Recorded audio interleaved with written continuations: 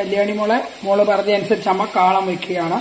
ഇതാ നോക്കൂ, ഒരു ഏത്തക്കായും ഒരു 200 ഗ്രാം ചേനയും കൂടി ഇട്ടാണ് ഞാനിത് വയ്ക്കുന്നത്. ഈ വലിപ്പത്തിൽ നമ്മളത് അരിഞ്ഞ് കഴുകി വെച്ചിരിക്കുകയാണ്. അപ്പം നമുക്കിത് വേകട്ടെ. അപ്പോൾ ഇതിനാവശ്യമായ ഇച്ചിരി മഞ്ഞൾപ്പൊടി, ഉപ്പുപൊടി ഇട്ട് കൊടുക്കാം.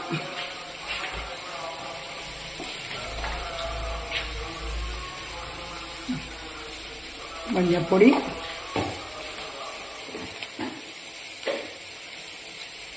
ആവശ്യത്തിനുള്ള ഉപ്പുപൊടി ഇട്ട് കൊടുക്കാം. അപ്പോൾ ഇത് വേകട്ടെ. അപ്പോഴത്തേന് നമുക്ക് ഈ അരപ്പ് അരച്ചെടുക്കാം.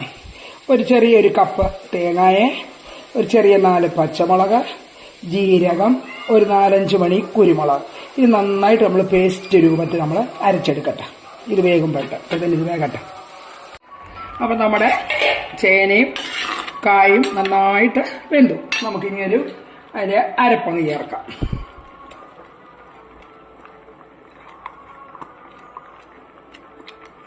നമുക്കത് ചെറിയ തീയിലിടണം.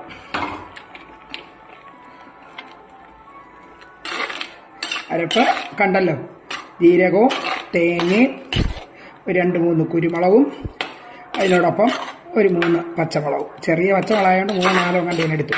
അപ്പം നമുക്ക് ചെയ്യേണ്ടത്, നമ്മളിതിലേക്ക് കട്ടത്തൈര് ഒഴിച്ചു കൊടുക്കണം, വലിയ പുളിയില്ലാത്തത്.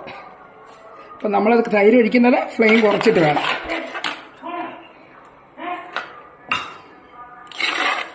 നമുക്കിത് കുറുക്കിയെടുക്കാം, നീളത്തിലെടുക്കാം. അപ്പം നമുക്കിത് കുറുക്കി തന്നെ അങ്ങ് എടുക്കാം. അല്ലേ, അപ്പോൾ കല്യാണി ഇത് കാണുന്നുണ്ടല്ലോ മോളെ, എല്ലാം കണ്ടിട്ട് അമ്മയെ സപ്പോർട്ട് ചെയ്യണം. ഇപ്പം കാണുന്നില്ലല്ലോ കല്യാണിയെ. അപ്പം നമുക്കിനി ഇത് അരപ്പിൻ്റെയൊക്കെ ഒരു പച്ചിപ്പുണ്ടല്ലോ, അതൊന്ന് ചെറിയ തീയിലൊന്ന് ചൂടാകട്ടെ. ചെറുതായിട്ട് 1 സെക്കൻഡ് നമുക്കൊന്ന് അടച്ചു വെക്കാം. ചെറുതായിട്ടൊക്കെ തിളച്ച് വരുന്നുണ്ട്. അപ്പം നമുക്കിനി ഇത് കടുവറക്കാന്ന് പറഞ്ഞ് വേണം. അപ്പോൾ അത് അപ്പോൾ ഇത് ഞാൻ ഓഫ് ചെയ്യണം. കാരണം തൈരായതുകൊണ്ട് ചിലപ്പം പിരിഞ്ഞു പോകാൻ വഴിയുണ്ട്. അപ്പം നമുക്ക് പാൻ വെച്ച ശേഷം വെളിച്ചെണ്ണ വേണം ഒഴിക്കാൻ. നമ്മൾ വെളിച്ചെണ്ണ ഒഴിച്ചു, ഒന്ന് ചൂടാകട്ടെ. ചൂടായ ശേഷം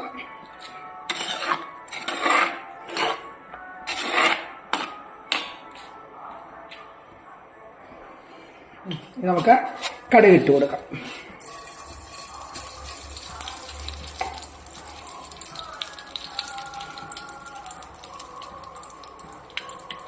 അതോടൊപ്പം ഒരു 2-3 ഉലുവ ഇവിടെ നമുക്ക്.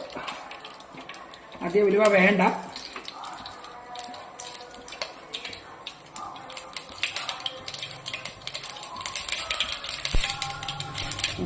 നമുക്കിനിയും വറ്റലമുളകും കറിവേപ്പിലയും ഒരു കുഞ്ഞുള്ളിയും കൂടെ.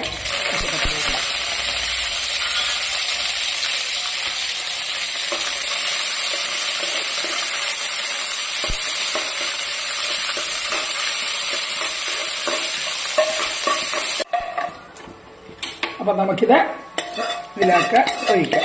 കടുക് വറുക്കാം.